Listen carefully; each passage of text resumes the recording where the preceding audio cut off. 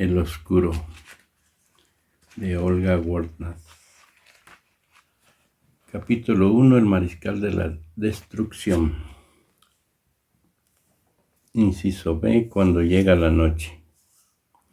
Dicen que nada es para siempre.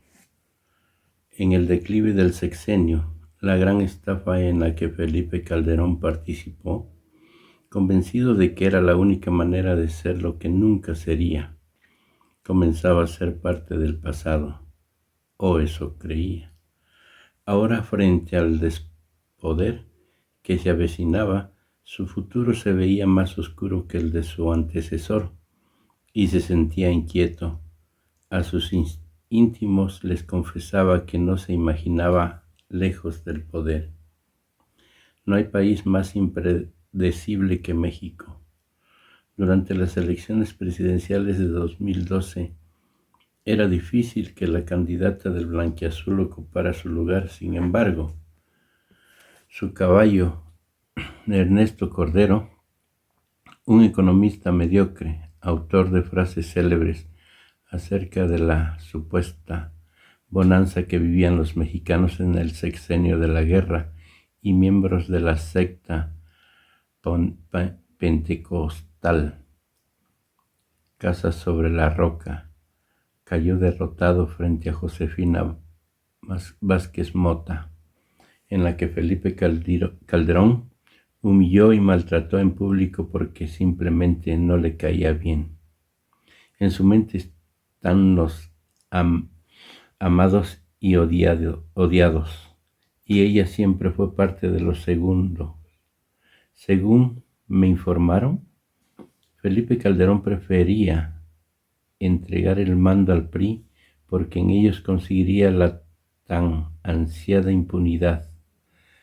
Andrés Manuel López Obrador, el caudillo de Tabasco, centro de odios, no existía en sus pensamientos de sucesión.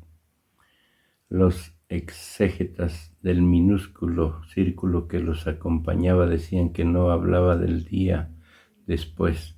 La cerrazón y la irascibilidad y los vaivenes de su psicología impedían saber qué pensaba. ¿Había necesidad de que todo se degradara así? ¿Era imprescindible este legado sangriento y esta profunda descomposición nacional? Felipe Calderón no desconocía que le quedaba menos de un año para abandonar Los Pinos, la majestuosa residencia atiborrada de micrófonos y sofisticadas cámaras que instaló su consentido, el difunto Juan Camilo Mourinho, y que registraban los movimientos y las conversaciones de sus habitantes. Esa casona que nunca le terminó de gustar, pero que se convirtió en un refugio seguro contra las recriminaciones sociales, los reclamos y los abucheos. Poco quedaban a su lado, y como le dijo a un amigo personal de Morelia que lo visitó en esos días, no se vale que todos se vayan y yo termine pagando los platos rotos, no se vale. En la soledad de las noches recorría con la mirada la fastuosa e histórica residencia donde pasó 6 años de su vida, donde lloró la muerte de Juan Camilo Mourinho, donde maltrató y humilló a amigos y enemigos, donde decidió sacar a los militares a la calle para combatir a los narcos, donde se mandó construir un bar para las noches de tragos con sus íntimos, lejos de la mirada de Margarita, donde pactó con las mafias y se corrompió, donde se imaginó como Churchill, Napoleón y David, a poco de asumir el cargo, decidió que quería un búnker blindado y subterráneo para usar durante su guerra, armado con la tecnología más sofisticada, y destinó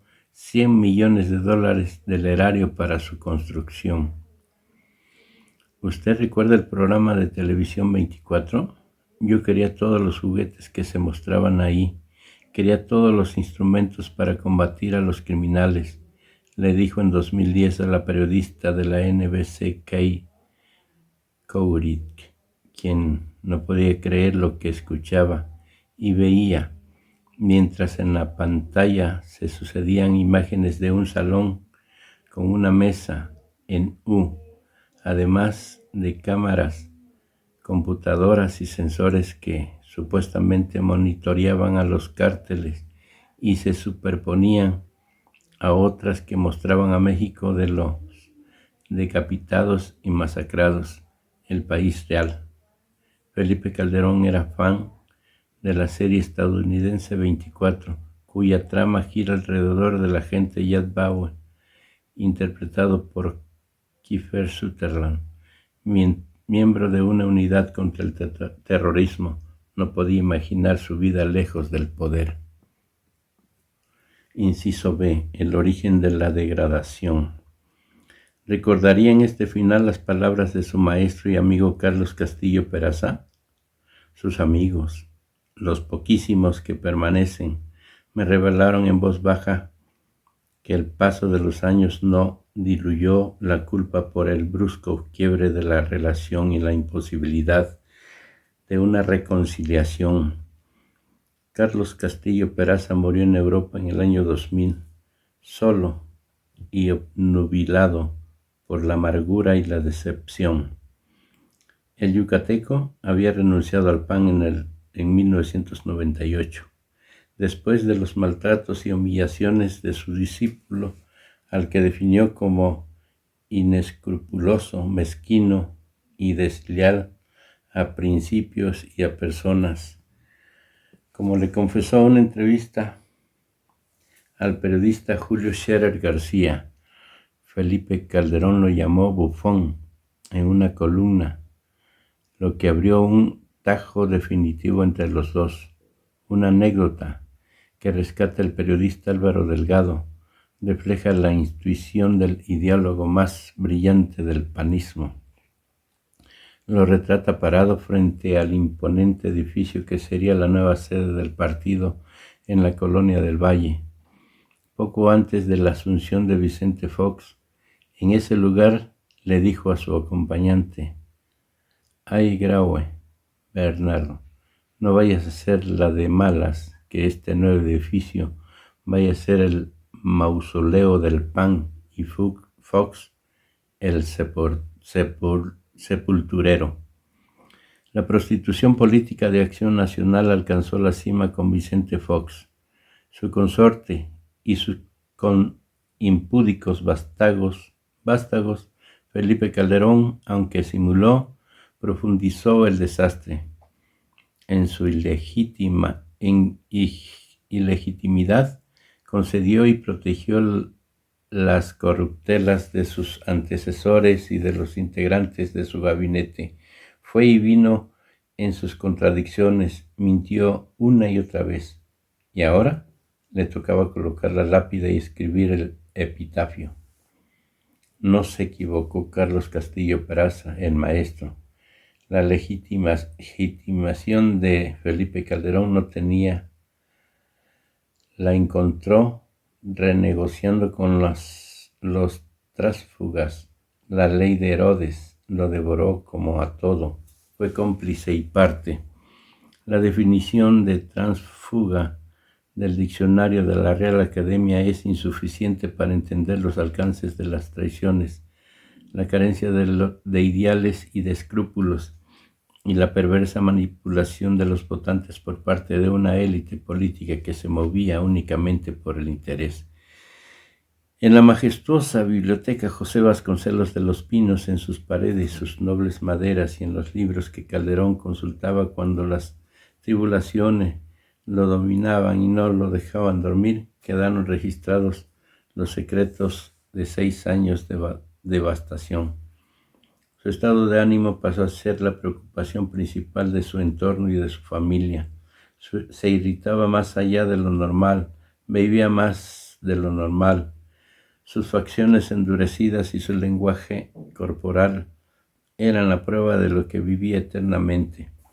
El Estado Mayor Presidencial lo protegía al extremo en los actos públicos a los que llegaba y se retiraba como un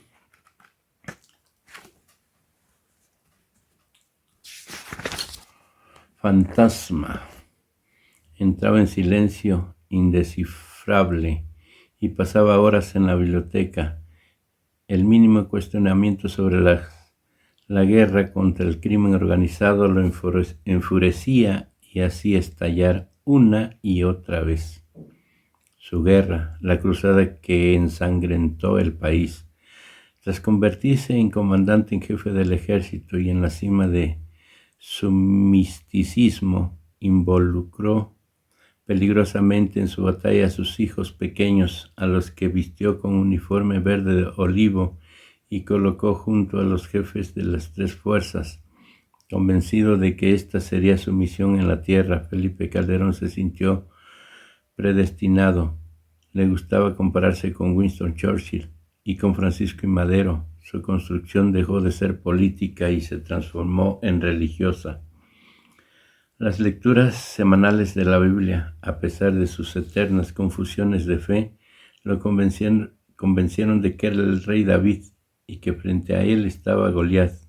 Se visualizaba triunfado como Álvaro Uribe, su admirado par colombiano que cada lunes en el Palacio Nuriño reforzaba su espíritu de guerrero contra el mal a través de la liturgia bíblica. Se enfurecía porque no le reconocían la audacia para enfrentar al narcotráfico. Los malvados que corrompieron a la sociedad frente a unos pocos, admitió que no había hecho otra cosa más que aventarse con la guerra para legitimarse como hicieron sus predecesores. ¿Qué hay de malo en ello?, preguntó una noche a un amigo y compañero de universidad con el que compartía unas copas de ron, Matusalem. Su preferido en su bar presidencial. Sucedió una noche de 2009 cuando México ardía. No encontraba razones para tanta comprensión cuando él solamente hizo lo que se debía hacer, lo que nadie se atrevió antes, lo que debía hacer, una frase que Felipe Calderón llevaba marcada con fuego desde la niñez, aquella que odiaba y atacaba, el argumento que le repetía su padre frente a los intermitentes fracasos políticos de su vida cuando regresaba a la casa vencido luego de una de las tantas derrotas electorales a las que se lanzaba porque no había otro. No importaba cuál fuera el resultado de las acciones. Luis Calderón Vega recalcaba que no se luchaba para ganar, sino porque era lo que se debía hacer.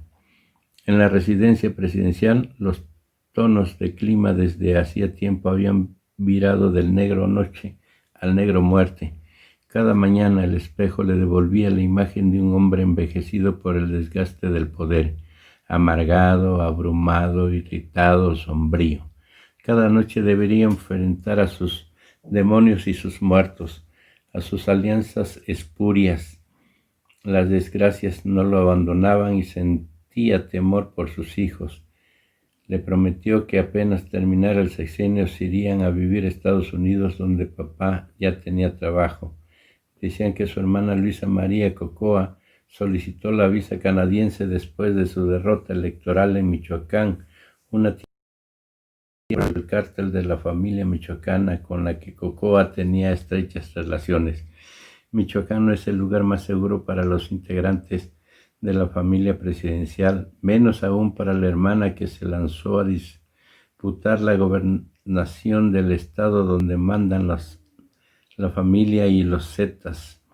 Mientras estuve en Michoacán, entrevisté para este libro a un amigo, enemigo y pariente. Todos me juraron y perjuraron que Cocoa estaba bien protegida por Servando Gómez Martínez Latuta, el real mandamás del estado con quien ella mantenía amigable relaciones, al menos hasta su detención en 2015.